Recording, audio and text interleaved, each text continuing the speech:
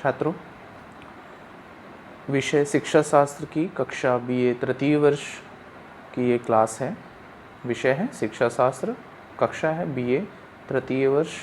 हम लोग इस कक्षा में पेपर द्वितीय के बारे में डिस्कशन कर रहे हैं। पेपर द्वितीय जिसका शीर्षक है शिक्षा में मापन एवं मूल्यांकन। शिक्षा में मापन एवं मूल्यांकन, हम इस शीर्षक का अध्ययन कर रहे हैं इस कक्षा के द्वारा।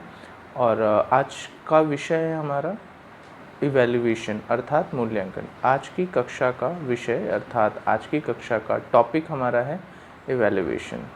ठीक है छात्रों, इसके पहले हम लोग मापन का अर्थ एवं परिभाषा, मापन के प्रकार, मापन के प्रमुख स्तर इन्हें जान चुके हैं। अब हम आज की कक्षा में मूल्यांकन क्या होता है, मूल्यांकन के बारे में जानेंगे। ठीक है, चलिए स्टार्ट करते हैं इसे। देखिए इसे मूल्यांकन। मूल्यांकन जो शब्द बना हुआ है, सबसे पहले इसे मेरी बात को समझिएगा। यहाँ जो भी कुछ लिखा है इसके बारे में हम लोग बाद में बात करेंगे। पहले जो समझाने का मैं प्रयास कर रहा हूँ, पहले उसे समझिएगा। मूल्यांकन, मूल्यांकन जो शब्द है वह शब्द दो शब्दों के मिलकर बना हुआ है। किससे? दो शब्दों से, मूल्य और अंकन। कौन से दो शब्द? मूल्य और अंकन। मूल्य धन अंकन बराबर मूल्यांकन। अर्थात किसी भी वस्तु, किसी भी व्यक्ति के गुण विशेषताओं का जो मूल्य है उनको अंकन करना, अर्थात उनको कोई मान प्रदान करना, उनको मापन करके उनको मान जो प्रदान करने की प्रक्रिया होती है उनका जो अंकन करना होता है, ठीक है, इसे ही हम कहते हैं मूल्यांकन। इसे हम क्या कहते हैं? मूल्यांकन कहते हैं। फिर से समझ लीजिए, मूल्यांकन शब्द दो शब्दों से मिलकर बना है, मूल्य और अंकन। अर्थात मूल्य का अंकन करना। किसका अंकन करना? मूल्य का अंकन करना। ठीक है, तो किसी भी गुण या विशेषताओं का जो अंकन होता है उसे ही हम मूल्यांकन कहते हैं। ठीक, यहाँ पर जो लिखा हुआ है वो भी यही है। मूल्यांकन का अर्थ है मूल्य का अंकन करना। यह कार्य जो होता है वो मापन से ज़्यादा व्यापक है। मापन की प्रक्रिया उतनी जटिल और क्लिष्ट या उतनी बड़ी या व्यापक रूप में नहीं होती जितनी कि मूल्यांकन की प्रक्रिया है। ठीक है, मापन की प्रक्रिया मूल्यांकन की प्रक्रिया से अधिक व्यापक है। मूल्यांकन जो होता है वो किसी भी वस्तु या व्यक्ति के गुणों या विशेषताएं जो होती हैं उनकी वांछनीयता को स्पष्ट करता है।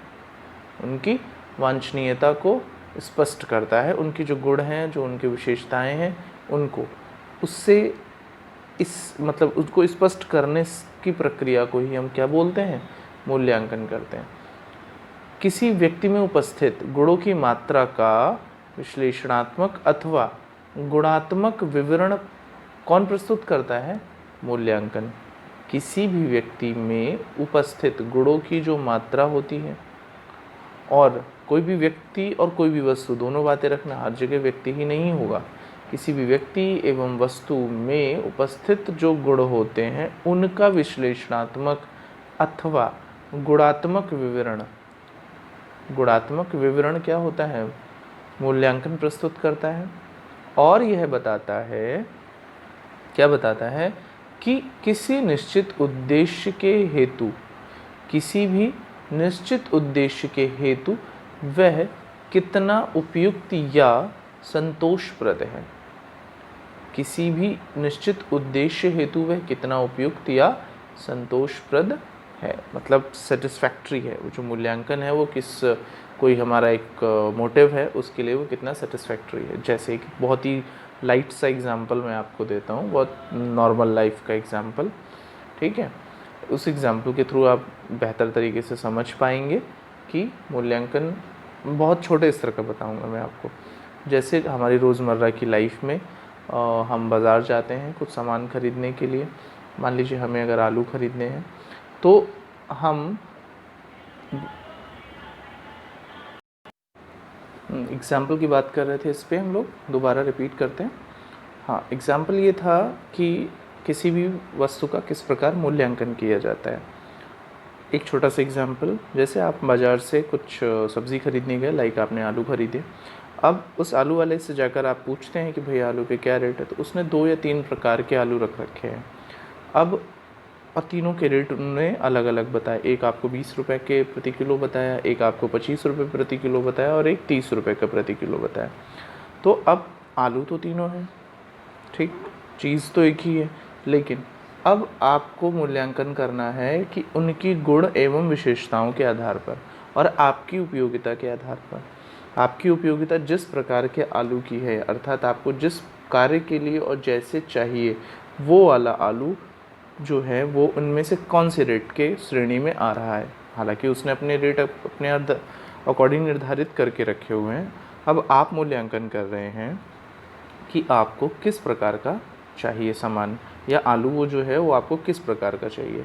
तो आपको मान लीजिए जो 25 रुपये किलो में उसने लगा कर रखा हुआ है, या जो 30 रुपये किलो में उसने रेट बता रहा है, वो जिस श्रेणी के आलू हैं या जो उसमें क्वालिटी है, देखने में भी अच्छे हैं, बिल्कुल भी सड़े नहीं हैं, ठीक है, और बिल्कुल सही अवस्था में है। जबकि वो जो 20 रुपये किलो में है उनमें कुछ कटे हुए हैं, कुछ उनकी अवस्था ठीक नहीं है, कुछ सड़ रहे हैं। तो इस प्रकार के आलू आप नहीं लेना चाहेंगे ना। तो उस आपने क्या किया, आपने उन आलूओं की गुण एवं विशेषताएं, उनके जो गुणों एवं विशेषताओं और जो वो जो आपके सामने वो जो प्रेजेंट हो रहे हैं उसके अकॉर्डिंग आपने डिसाइड किया कि हमें कौन सा वाला आलू लेना हमारे लिए फ़ायदेमंद है, और स्वयं मूल्यांकन किया कि इसमें से अगर इसका रेट इसने 25 रुपये लगा कर रखा हुआ है तो हाँ ये इसके लायक है, और सही में इसका जो कॉस्ट है वो 25 होना चाहिए, 25 होना चाहिए, और हम इसे परचेज़ कर सकते हैं, या 30 वाला जो है 30 रुपये वाला है, या हम उसे परचेज़ कर सकते हैं। तो ये तो एक बहुत छोटा सा एग्जाम्पल है एक हमारी रेगुलर लाइफ का मूल्यांकन करने का। अब हम ज़रा शैक्षिक उद्देश्यों की तरफ आते हैं। तो देखिए यहाँ लिखते हैं कि मूल्यांकन क्या है, गुणों या विशेषताओं की वांछनीयता स्पष्ट करता है और किसी व्यक्ति में उपस्थित गुणों की मात्रा का विश्लेषणात्मक अथवा गुणात्मक विवरण, यानी कि किसी व्यक्ति में जो उपस्थित गुण हैं, जैसे कि उसकी बुद्धि, उसकी रुचि, उसका विवेक, उसके कार्य करने की क्षमता, ये सब क्या है, व्यक्ति में उपस्थित उनके गुण हैं। उन गुणों की मात्रा का विश्लेषणात्मक अथवा गुणात्मक जो विवरण कौन प्रस्तुत कर पा रहा होता है, मूल्यांकन। और यह बताता है कि किसी निश्चित उद्देश्य हेतु वह कितना उपयुक्त और संतोषप्रद है। जैसे हमें अपने कक्षा में, अब एक अच्छा एग्जाम्पल पे आते हैं शिक्षा के क्षेत्र से। जैसे आपको आपकी कक्षा में मान लीजिए कुछ 20 छात्र हैं आपके कक्षा में। अब आप उन 20 छात्रों में से आप चुनना चाहते हैं कि आने वाले किसी सांस्कृतिक समारोह के लिए नृत्य करने वाले और कोई झांकी या नाटक के द्वारा एक सामाजिक संदेश फैलाने वाले 2 प्रोग्राम आप करवाना चाहते हैं, एक नृत्य के द्वारा और एक नाटक के द्वारा। अब आपको उन छात्रों में जो जितने भी छात्र आपके पास है, उन छात्रों में आप उनके गुणों का पता लगाएंगे। इनमें से कौन सा वाला छात्र बेहतर नृत्य कर पाता है, सांस्कृतिक नृत्य या उस जो नृत्य आप करवाना चाहते हैं, जिस नृत्य के द्वारा या जो भी प्रोग्राम आप कराना चाहते हैं, उस प्रोग्राम के लिए आपको किस प्रकार के नृत्यकर्ता या नृत्यांगनाएँ, छात्र या छात्राओं की आवश्यकता है। तो आप पहले सभी छात्रों का एक ट्रायल लेंगे, उनकी विशेषताओं को जानेंगे, फिर उनमें जो उपस्थित गुण हैं उनका विश्लेषण करेंगे आप उनका, ठीक है। और नाटक के लिए भी आप यही कार्य कर पा रहे होंगे। फिर आप उन दोनों को बांटेंगे, फिर उनमें से जो बेस्ट होगा और आपकी ज़रूरत के हिसाब से जो होगा, आपका जो उद्देश्य को पूरा कर रहा होगा, आप उसे चूज़ करेंगे और उनके साथ आप आगे कार्य करेंगे, और जो भी प्रोग्राम वगैरह आपको कराना होगा वो आप कराएंगे, ठीक है। तो इस तरीके से मूल्यांकन का प्रोसेस व्यक्तियों के साथ होता है। शिक्षा के क्षेत्र में भी मान लीजिए किसी जगह पे वैकेंसी निकलती है, वैकेंसी में भी मान लीजिए टेक्नीशियन की वैकेंसी आ रही है। टेक्नीशियन की वैकेंसी में वहाँ पर टेक्निकल कार्य करने वाले छात्रों की आवश्यकता है या कार्य करने वाले कारीगरों की आवश्यकता है। तो जो नियुक्ता होगा, यानी जो इंटरव्यूअर होगा या जो नियुक्ता होगा, वो क्या करेगा, जब छात्र या लोग उसके पास या वर्कर्स उनके पास पहुंचेंगे तो उनमें से उन सभी से वो कोई ना कोई छोटे मोटे टास्क करा कर देखेगा, जिसे हम लोग कहते हैं इंटरव्यू लेना, ठीक है, या ट्रायल कराना। तो वो करा कर देखेगा, फिर देखेगा कि उसकी जो मतलब उद्देश्य है, मतलब अगर उसका कोई उद्देश्य है कि वो अपने प्लान कोई एक कार्य कराना है, जैसे लाइक एसी वगैरह की फिटिंग कराना है या और भी कोई कार्य है, तो जो भी उसका कार्य का उद्देश्य होगा, उस उद्देश्य को इनमें से कौन सा वाला कारीगर अधिक सफाई के साथ, अधिक अच्छे से और तत्परता के साथ कम समय में पूरा कर पा रहा है, ठीक है। ये बात कौन डिसाइड करेगा? एक नियोक्ता, जो उसको ऑब्जर्व कर रहा होगा या जो वॉच कर रहा होगा। तो ये कर क्या रहा है? वो ये जो कर रहा है, ये जो कार्य हो रहा है, ये कार्य क्या हो रहा है? मूल्यांकन हो रहा है। किसका? वो जो व्यक्ति हैं, वो जो आए हैं व्यक्ति, या जो जॉब के लिए इंटरव्यू देने आए हैं, उनमें जो उपस्थित गुण हैं उनका मात्रात्मक एवं विश्लेषणात्मक मूल्यांकन हो रहा है। उसके बाद जो उद्देश्य हैं हमारे, उन या नियोक्ता के जो उद्देश्य हैं, उन उद्देश्यों की जो पूर्ति जो व्यक्ति कर पा रहा है उसे जॉब मिल जाएगी, ठीक है। तो इस तरीके से मूल्यांकन के प्रोसेस को चलाया जाता है, ठीक है। तो ये होता है मूल्यांकन। इसमें परिभाषा देखिए क्या है। ब्रैडफील्ड और मॉर्डक के अनुसार मूल्यांकन क्या है? किसी सामाजिक, सांस्कृतिक अथवा वैज्ञानिक मानदंड के संदर्भ में किसी घटना को प्रतीक आवंटित करना है और उस घटना का महत्व अथवा मूल्य ज्ञात किया जा सके, ठीक। ये ब्रैडफील्ड और मॉर्डक की परिभाषा है। एमन डांडेकर ने भी कुछ लिखा है। क्या लिखा है? मूल्यांकन छात्रों के द्वारा शैक्षिक उद्देश्य प्राप्त करने की क्रमबद्ध प्रक्रिया के रूप में परिभाषित किया गया है, ठीक है ना। छात्रों के द्वारा शैक्षिक उद्देश्यों के प्राप्त करने की क्रमबद्ध प्रक्रिया के रूप में परिभाषित किया गया। और यहाँ पर NCERT के द्वारा, ज़रा देखिए अंडरलाइन करता हूँ मैं इसे, NCERT ने मूल्यांकन को क्या बोला? एक ऐसी सतत व्यवस्थित प्रक्रिया कहा जो शैक्षिक उद्देश्यों की प्राप्ति, सीमा, अधिगम, अनुभवों की प्रभावशीलता का आकलन करती है। यानी जो मूल्यांकन क्या है, वो सतत एवं व्यवस्थित प्रक्रिया है। NCERT ने ऐसा लिखा है कि मूल्यांकन क्या है? एक सतत एवं व्यवस्थित प्रक्रिया है जो शैक्षिक उद्देश्यों की प्राप्ति की सीमा, अधिगम, अनुभव की प्रभावशीलता का आकलन करती है, ठीक है। आगे बढ़ते हैं। तो मूल्यांकन क्या है? एक अत्यंत ही व्यापक तथा बहुआयामी प्रत्यय है। कैसा है?